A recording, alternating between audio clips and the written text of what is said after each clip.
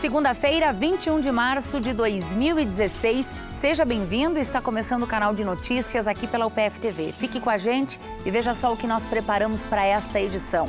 O serviço especializado de Passo Fundo para atender pacientes com doenças sexualmente transmissíveis. O local também oferece de graça testes de sífilis, HIV e hepatites.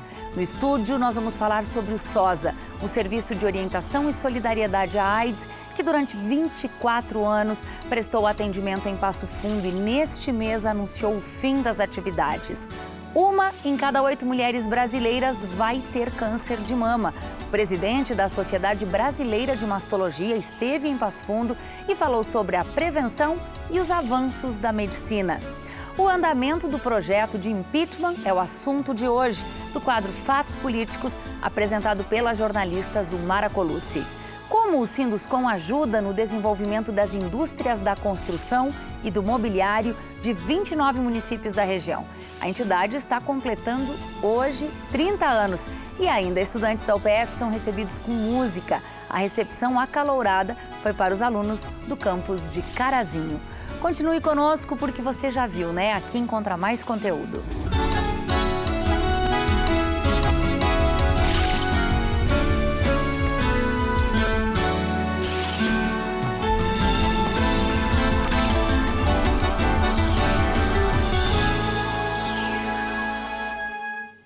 Em 2015, o Brasil bateu recorde em pessoas em tratamento contra o HIV. 81 mil brasileiros estão enfrentando a AIDS com medicamentos, um aumento de 13% em relação a 2014. Em Passo Fundo, pessoas com doenças sexualmente transmissíveis podem buscar atendimento de graça no SAI.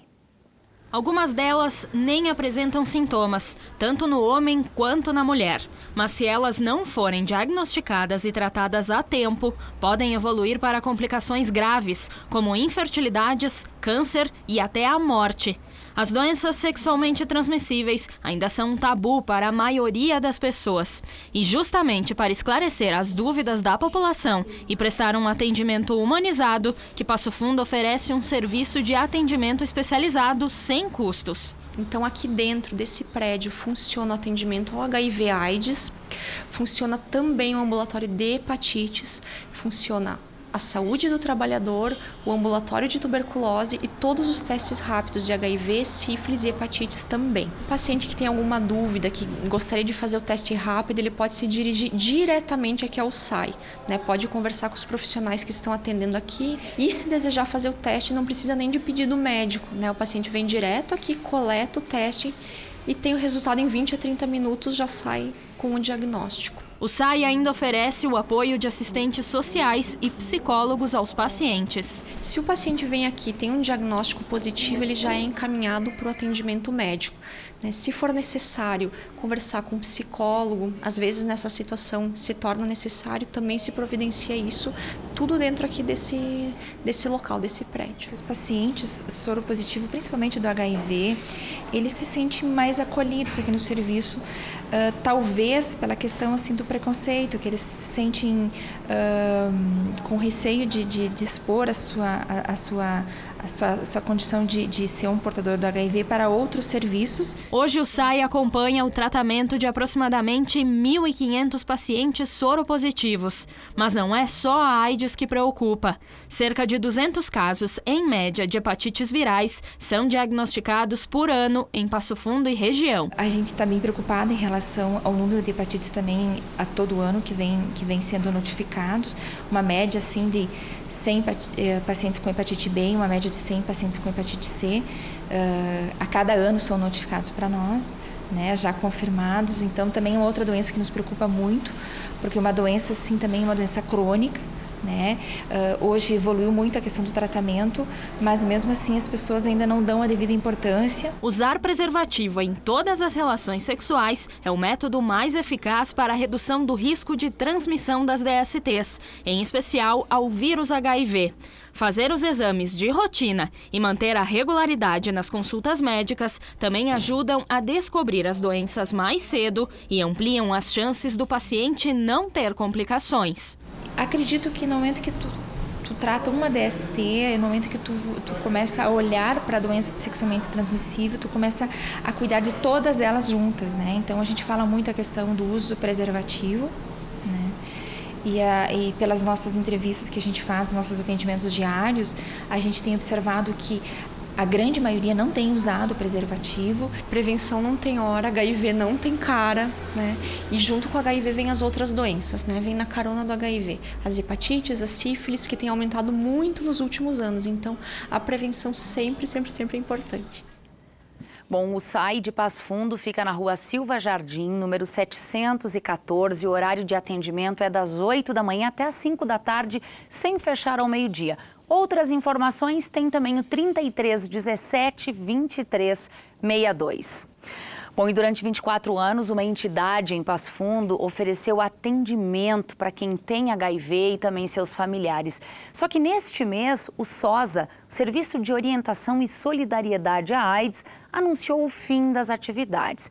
Para a gente entender um pouco mais dessa decisão, nós convidamos a Roseli Aparecida Ribeiro, que é monitora na entidade. Roseli, seja bem-vinda ao PFTV. A gente quer começar sabendo como surgiu o SOSA 24 anos atrás. O SOSA surgiu através de um familiar, né, doente de AIDS, que é a nossa coordenadora Marlene Brites, e ela foi montando, né, moldando o SOSA nesses 24 anos. O SOSA, ele iniciou com as suas atividades em praças, né, e aonde fazia a acolhida dessas pessoas que naquele tempo não tinha médico, não tinha remédio, fazia a acolhida dessas pessoas, né. Ou seja, a dificuldade que a Marlene enfrentou em sua família, a partir do momento que tinha alguém da família com a doença, serviu como ponto de partida para criar o SOSA. É verdade. Nesses 24 anos de trabalho, né, vocês vinham, nesses últimos meses, atendendo a quantas pessoas?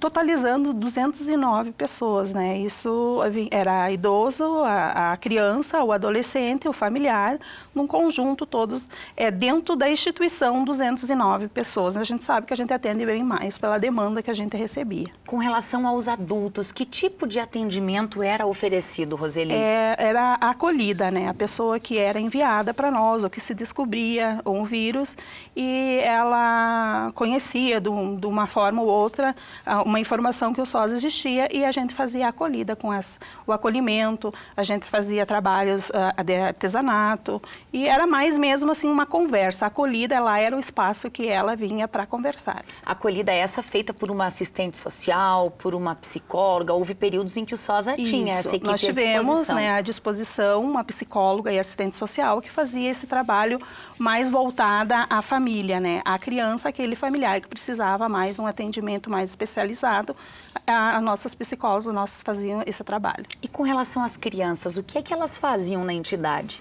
Eles eram acolhidos de 15 em 15 dias, onde a gente fazia o trabalho com eles, né, para preparar eles para saber que o pai ou a mãe que tinham o vírus, até mesmo para eles enfrentarem o preconceito dentro da sociedade. Agora, muitas dessas crianças já haviam perdido seus pais em função da AIDS. A maioria das nossas crianças são órfãos de pai e mães, criadas pelos avós, os parentes, enfim. Quanto o SOSA precisava por mês para se manter? Nós tínhamos o financiamento que era da Alemanha, né? Durante 10 anos a Alemanha nos auxiliou, né? Nós tínhamos esse projeto, que era 100 mil ano, né? E em 2014 foi encerrado esse convênio, porque ele achou melhor investir mais na África, né, sabendo que o nosso Brasil seria um país mais melhores condições, né? E hoje nós mantínhamos o SOSA com um convênio da prefeitura que era 50 mil ano. O que dá mais ou menos R$4 mil por mês para manter esse serviço. Isso, e a gente recebia essa porcentagem no segundo semestre, então dificultando o nosso trabalho dentro da instituição. Qual é o motivo? O real motivo do cancelamento desse serviço? O real motivo é a demanda que a gente tem, que a gente não consegue acolher e fazer com que o nosso programa fosse digno daquela pessoa que estaria ali. Então a gente vinha já enfrentando muitas dificuldades. Mas assim, eu acredito que o SOSA sempre fez o trabalho que hoje seria do município. Então a gente sempre fez o trabalho que não era realmente aquilo que a gente gostaria de fazer. Existe possibilidade desse serviço, dessa entidade voltar a funcionar, ao menos nesse momento? No primeiro momento, para nós, foi muito difícil tomar essa decisão. Foi tomada através de uma Assembleia Geral com as pessoas que vivem, né, com os familiares, de o fechamento do SOSA, não sei até por quanto tempo. A gente sempre diz que a gente está vivendo mais ou menos que um luto, né, porque são 24 anos de história, mas que, na princípio, a gente optou em não ter uma sede, e sim trabalhar dentro da comunidade, no local de origem, onde aquelas pessoas realmente precisam. Tá certo. Muito obrigada pelas informações, uma boa semana para vocês. Obrigada. Bom, um índice que preocupa: 25% das mulheres brasileiras com idade entre 40 e 70 anos não fazem o exame anual de prevenção ao câncer de mama. E mais, olha só, essa estatística é bem recente. 1 em cada 8 mulheres vai ter a doença. O jornalista Jean Marmentini conversou com um dos maiores especialistas no assunto, que participou do primeiro simpósio do câncer de mama em Passo Fundo. Jean.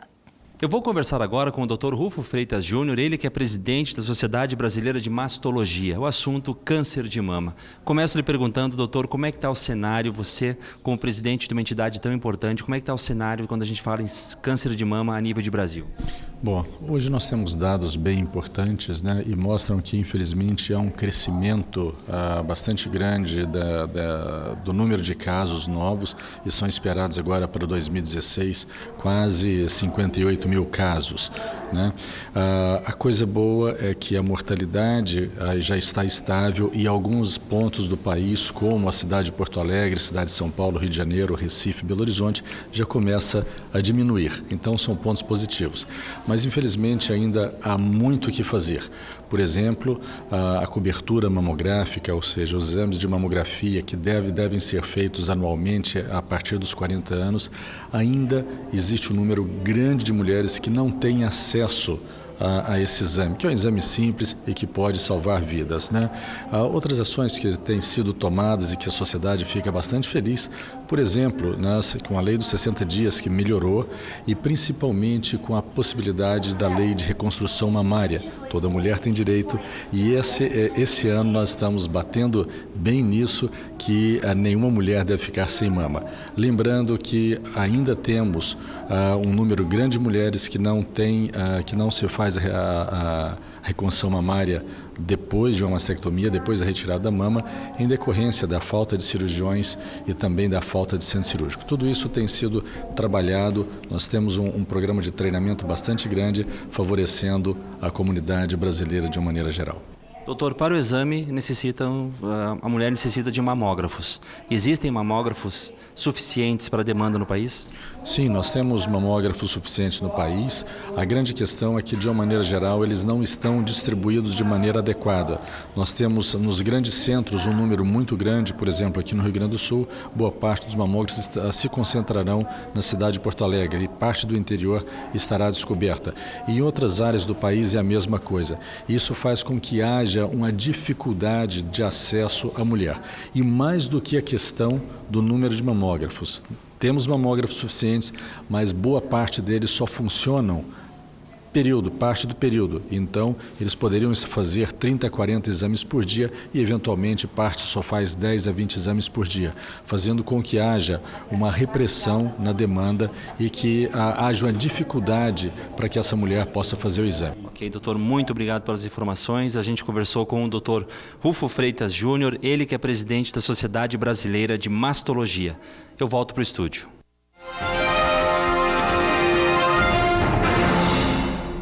No quadro Fatos Políticos de hoje, a jornalista Zulmara Colucci traz as mais recentes informações sobre o cenário nacional que envolve o impeachment e a suspensão da posse de Lula como ministro. Zulmara.